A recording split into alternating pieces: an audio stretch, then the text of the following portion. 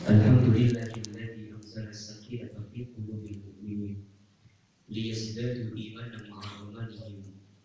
Asyhadu an la ilaha illallah wahdahu la syarika lah wa asyhadu anna Muhammadan 'abduhu wa rasuluh. Allahumma shalli wa sallim ala rasulillahil karim sayyidina wa syafi'ina wa maulana Muhammadin sallallahu alaihi wasallam wa ala alihi wa ashabihi wa man tabi'ahum bi ihsan ila yaumiddin. Fa ya ibadallah, usikum wa nafsi bi taqwallah faqad fazal muttaqun. Fa qala Allah ta'ala fil Qur'anil Karim, a'udzu billahi minasy syaithanir rajim, bismillahir rahmanir rahim. Ya ayyuhalladzina amanu taqullaha haqqa tuqatih wa la tamutunna illa wa antum muslimun. Faqala Allah ta'ala fi ayatin ukhra, a'udzu billahi minasy syaithanir rajim, bismillahirrahmanirrahim. Laqad kana lakum fi rasulillahi uswatun hasanah liman kana yarjullaha wal yawmal akhir wa dzakarallaha katsiran. Shadaqallahul adzim. Amma ba'd.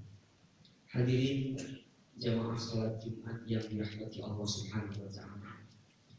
Pertama dan yang paling utama, kita bersyukur kepada Allah Subhanahu wa taala.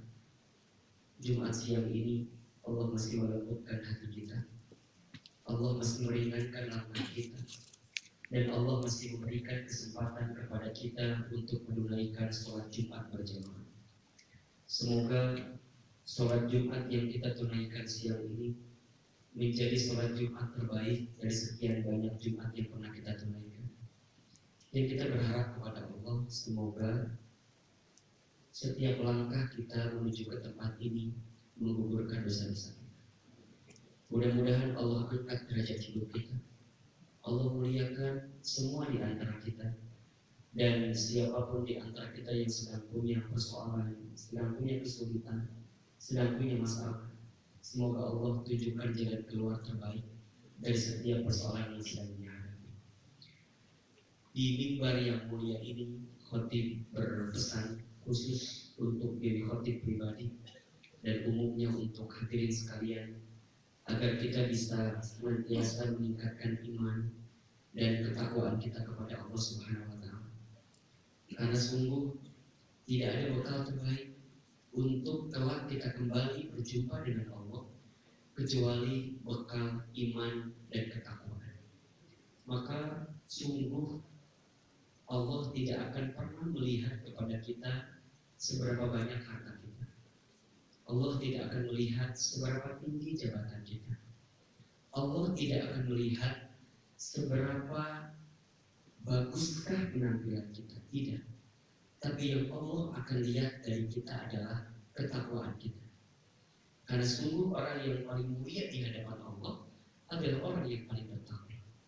Allah Subhanahu wa taala sampaikan dalam Al-Qur'an, inna akramakum indallahi atqakum.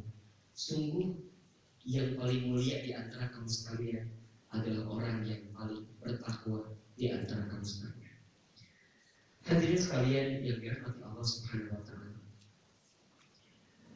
Belum lama ini kita sama-sama memperingati kelahiran dari manusia yang paling sempurna, manusia yang paling mulia, yakni baginda Nabi Muhammad sallallahu alaihi wasallam. Tidak ada cara yang paling mencintai beliau kecuali salah satunya adalah meneladani setiap kebaikan, akhlak, karakter, sikap yang dimiliki oleh baginda Nabi sallallahu alaihi wasallam.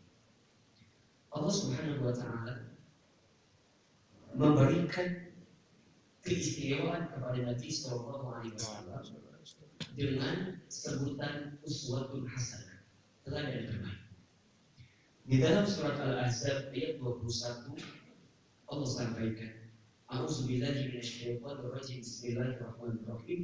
Laqad kana lakum fi rasulillahi uswatun hasanah. Sungguh pada diri Rasulullah sallallahu alaihi wasallam itu ada teladan yang baik, uswah yang baik. Jika hadirin sekalian menemukan kalimat uswah dalam bahasa Arab, itu memiliki makna teladan yang tidak memiliki kekurangan sedikit pun.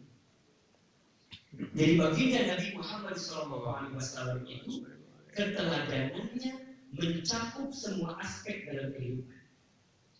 Dari mulai bangun tidur sampai menjelang tidur sampai tidur, maka semuanya adalah teladan yang baik. Dari mulai beliau kecil, kemudian beliau beranjak dewasa, kemudian beliau menikah, berumah tangga, berkeluarga, menjadi seorang pemimpin, bahkan menjelang akhir hayatnya, itu adalah semua teladan dalam kehidupan. Saat menjadi seorang anak, beliau adalah sosok pribadi anak yang terbaik.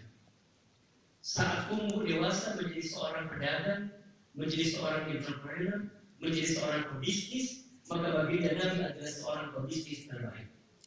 Saat menikah, beliau menjadi seorang suami, maka beliau adalah suami yang paling baik kepada keluarganya. Saat menjadi seorang ayah, beliau punya anak-anak, maka beliau menjadi ayah teladan. Saat beliau memimpin sebuah peradaban, maka beliau adalah pemimpin yang terbaik. Saat beliau mengajar, maka beliau adalah guru yang terbaik. Saat beliau berdakwah, maka beliau adalah dai yang terbaik. Saat beliau menjadi pemimpin militer, maka beliau menjadi jenderal militer terbaik. Saat beliau mengakhiri kehidupannya, maka di akhir kehidupannya beliau adalah orang yang paling mengingat kita, mencintai kita. Yang kita semua pernah mendengar ketika beliau sakratul maut, apa yang beliau ucapkan? Bukan hartanya, bukan keluarganya, bukan orang-orang di sekelilingnya, tapi yang Nabi ucapkan adalah ummati, ummati, ummati, umatku, umatku, umatku. Maka tidak ada keraguan sedikit pun bahwa Nabi Muhammad SAW adalah sosok pribadi mulia yang seharusnya menjadi keteladanan dalam kehidupan kita. Apa di antara teladan baginda Nabi itu sehingga Allah muliakan dalam hidupnya? Keteladanannya bisa kita lihat dan akhlak sehari-hari. Nabi SAW menguatkan kepada kita tentang keberadaan diri. Innama bu'istu liutammima makarimul akhlak.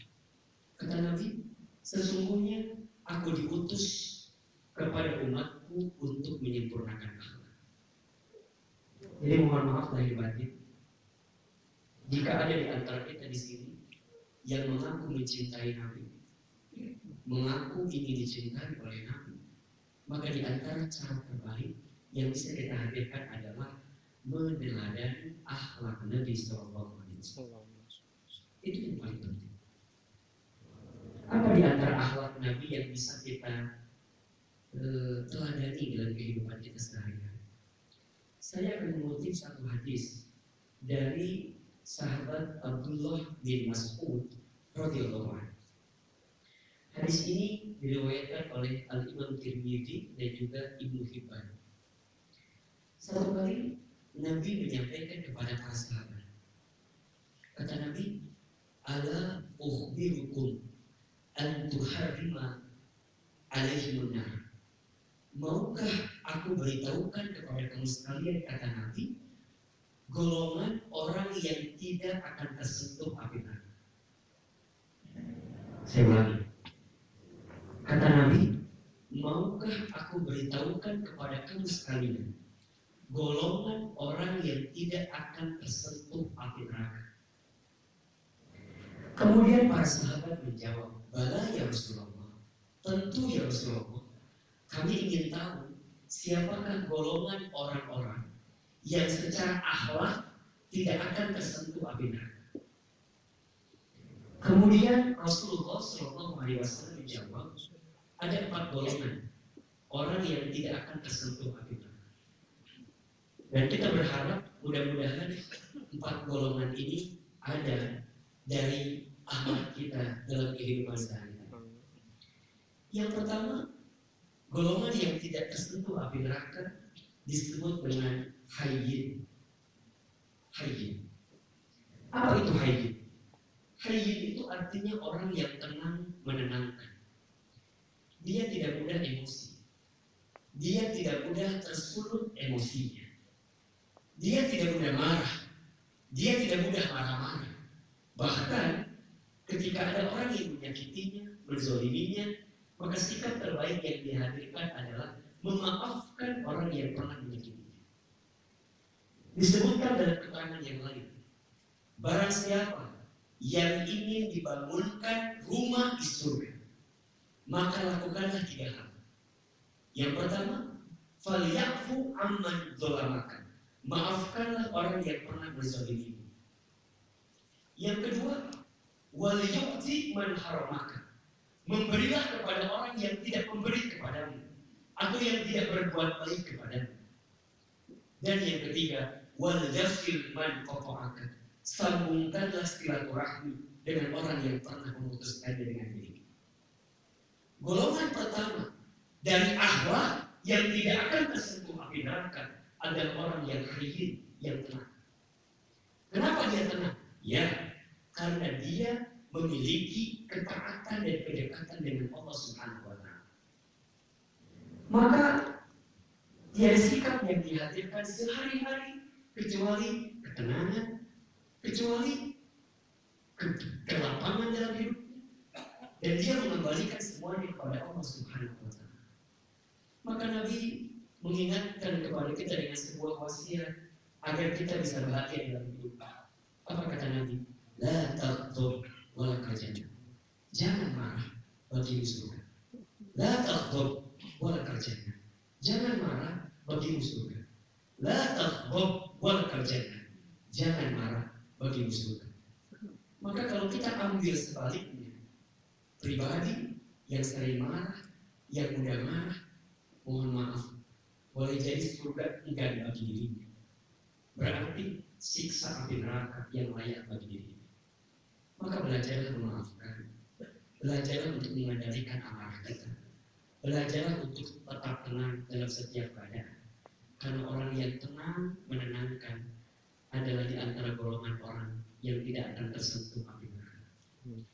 Golongan yang kedua, kata Nabi, yang tidak akan tersentuh api neraka